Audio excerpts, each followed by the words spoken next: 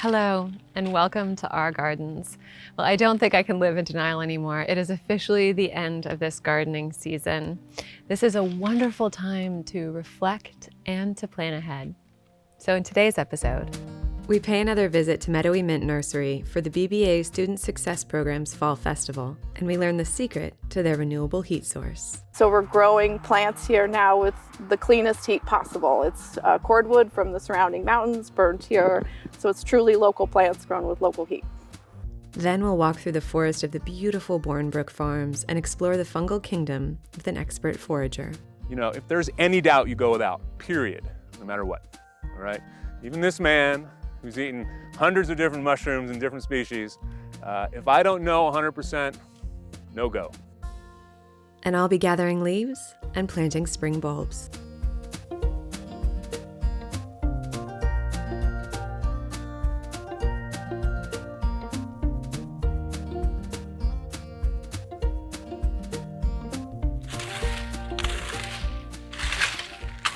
This is a wonderful time of year to collect that garden gold that we talked about earlier in this season.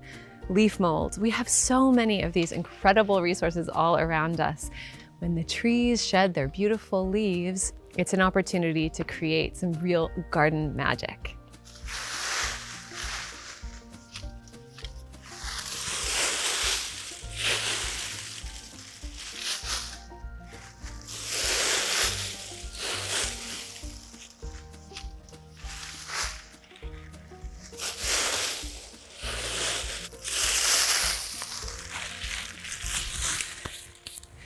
This is one of our leaf mold bays. And if you're not collecting leaves for leaf mold, I highly recommend it. A lot of people are bagging and tossing their leaves, and it's just such an incredible resource. So all we do is we just create this little bay. This is about 6 by 6. And you just want to make sure that it's open on the sides so that it gets oxygen inside of it, just like your compost pile. Now you can either mow over the leaves or run them through a wood chipper, or you can just put them straight in the leaf mold bay. That's kind of the no muss, no fuss approach to it. However, if you do it that way, they will break down slower. So if you have those other resources, then you could always run them over with a lawnmower or run them through a wood chipper, and then that will speed up the process by about half a year.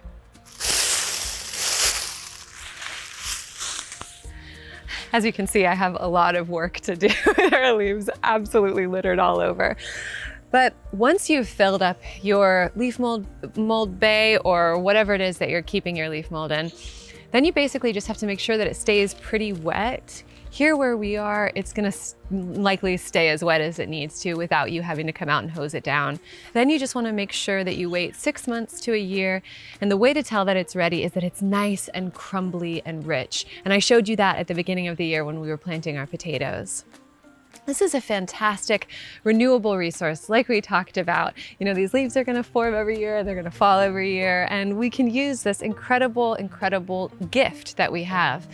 Speaking of renewable resources, we paid another visit to Meadowy Mint to hear about their incredible projects.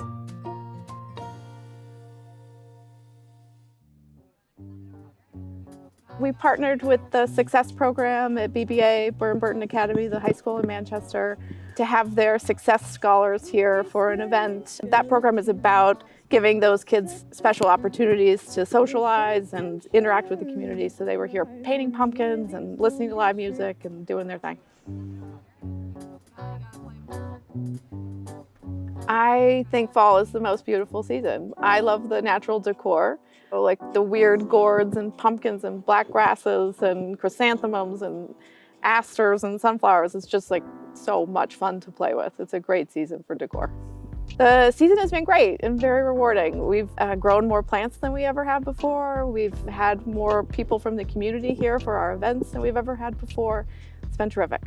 We do have events coming up. We have a full schedule of workshops coming this fall. So it starts with dried flower arranging, and then in November we're doing a homebrew coffee workshop.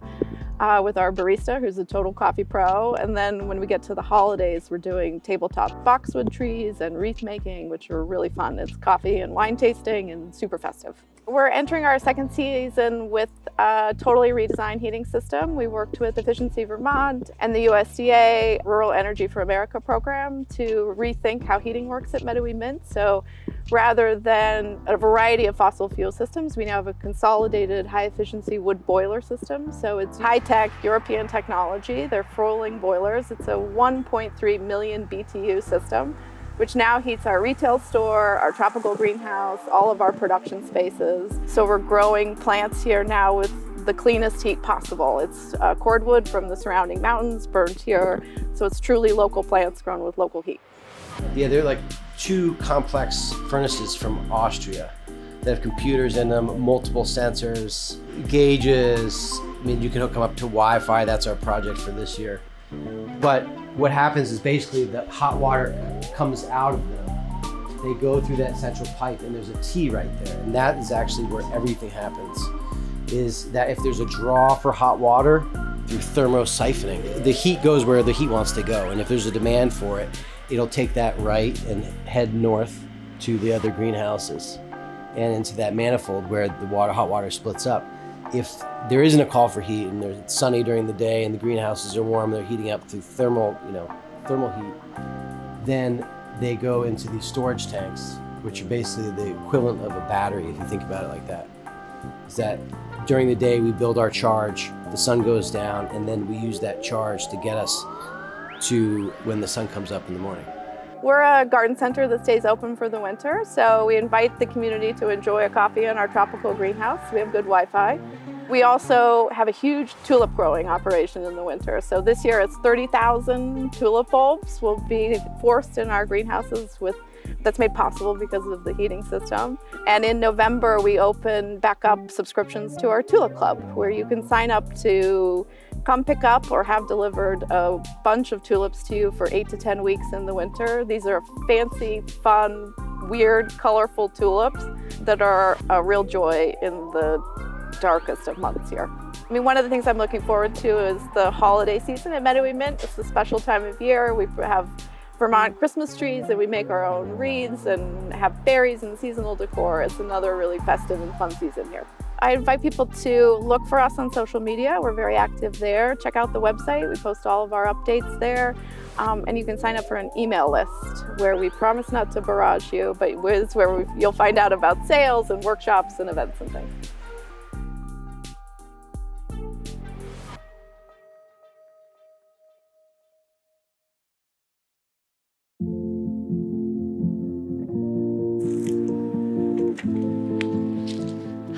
Isn't that such an amazing nursery?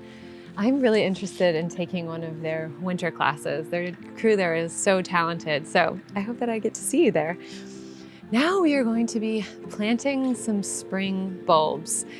This is one of my favorite times of year to start planning for spring already.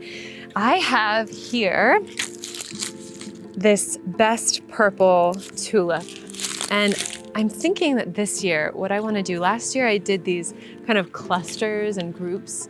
This year, I think what I'd like to do to change it up is to do rows of different types of flowers. So I think because we have this meandering pathway, I thought it would be really pretty to have it flanked by some beautiful bulbs. So we have here these beautiful purple tulips, and then I have some snowflakes, which are sort of like snowdrops, but with daffodil foliage. They're a lot more kind of like sprays, and they come up later in the year, later in the spring, and they have like bell-shaped flowers. They're really gorgeous, and they have a real whimsical look to them. So I was thinking little sprays of that all along the path, and then some tulips behind that, maybe alliums behind that, and maybe some crocus in front.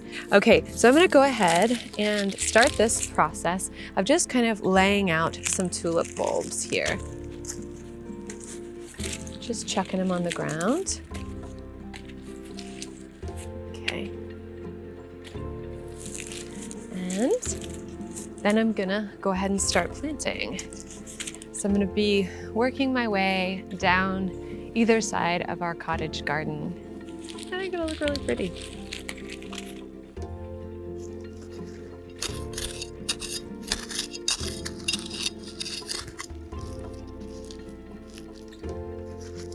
So you just want to make sure it's pointy side up, basal plate down.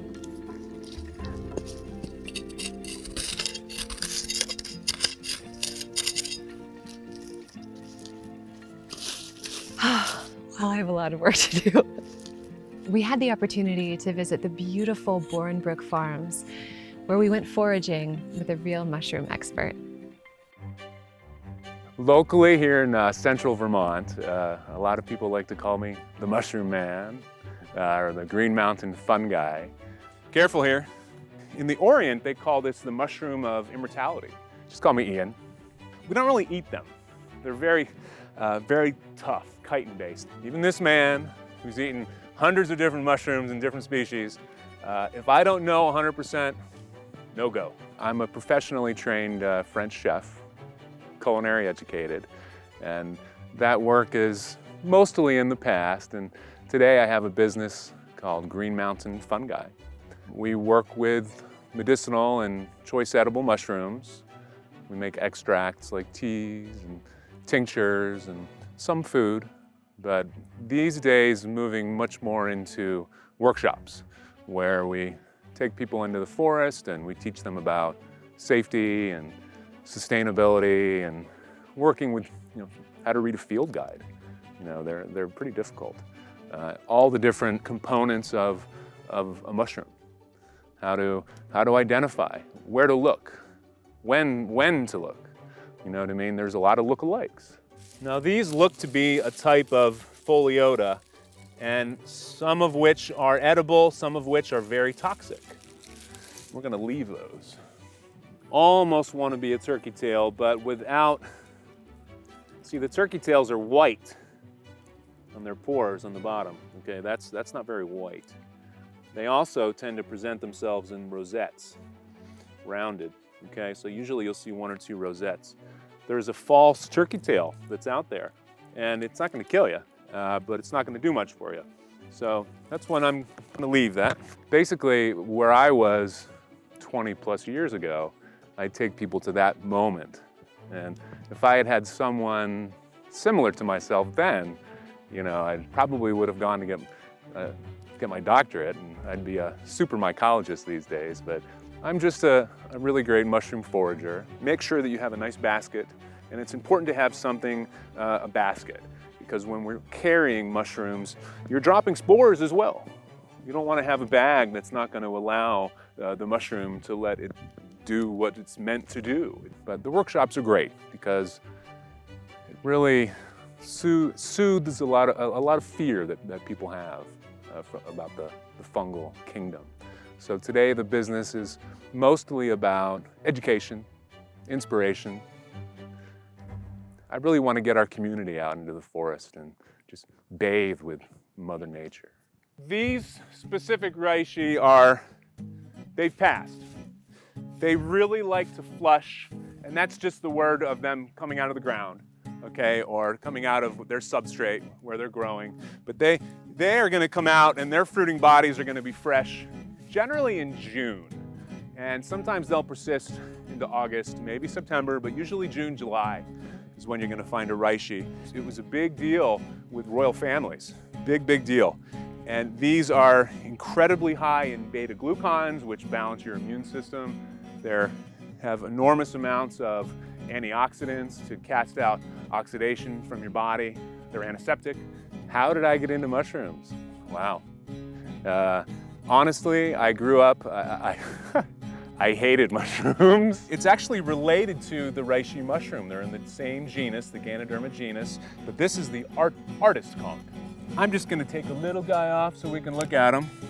And they're very hard. You can dry them up, make a nice little painting on them. Artists like to do that. You can slice them up, make nice tea with them. And if you want, if you have something that has a little bit of a point to it, you can make a really nice etching. A shooting star. That's the artist conch. My stepfather, who's a doctor, thought I would be interested in the fungal kingdom.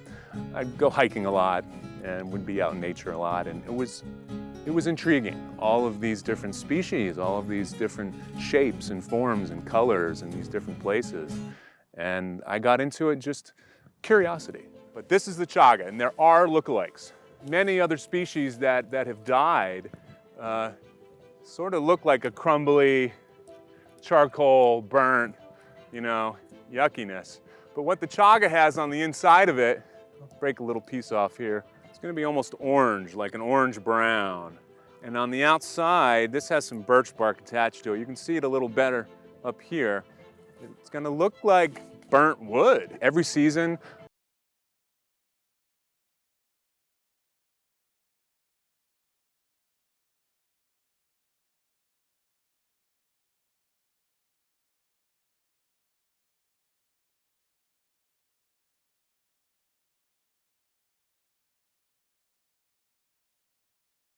experience. Don't take all of it. Only take what you need. Very important. And that, that sustainability process is something that is essential with all mushroom foraging, okay? We need to live in symbiosis with these organisms just as they have for likely millions of years with the rest of our planet. One of my biggest, hopes and dreams is that I will inspire the young. Now these look like a type of horsehoof mushroom. These types of mushrooms are fairly common. They're also known as a tinderconch, and one of these species of tinderconch were actually found on one of the oldest mummies ever discovered on Earth, the Otzi Iceman, the oldest naturally formed mummy. What really got me into my business today is the healing nature of mushrooms, the medicinal mushrooms, learning that some of these organisms are the most nutrient-dense organisms on Earth. Native cultures in the past used these types of organisms to stay healthy.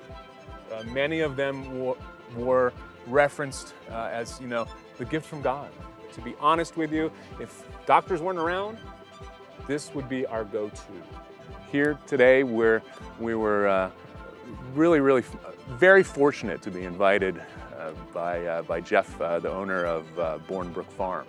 I have found it important to not stop at every single mushroom that I find or that I see, because if that happens, I'll make it 50 yards into the woods, and 3 hours later, I've found nothing that I'm looking for. Well, I'm a chef. I'm French trained.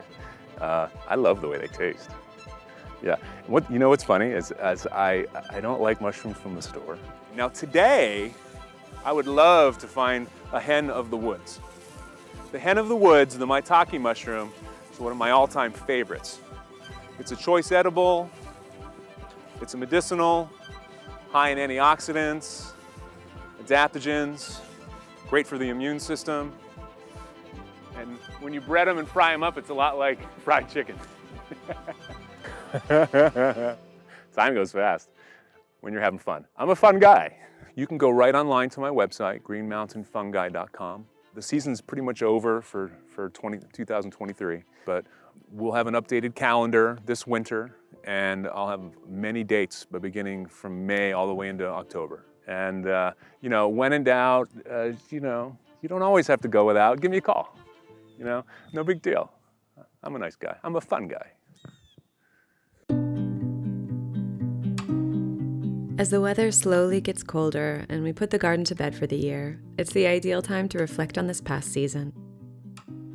In May, the spring bulbs scattered the garden with joyful colors, and we had the pleasure of getting to know some of the ladies of the Arlington Garden Club and hearing about their wonderful projects. I always say, I neglect my home gardens because it's so much more fun to work with other people. In June, we visited Sharon and Mike Rosenthal's hillside home to see a garden that I know I will never forget. We also mounted up our potatoes and saw the picturesque peonies in all their resplendent glory at the historic gardens of Hildene.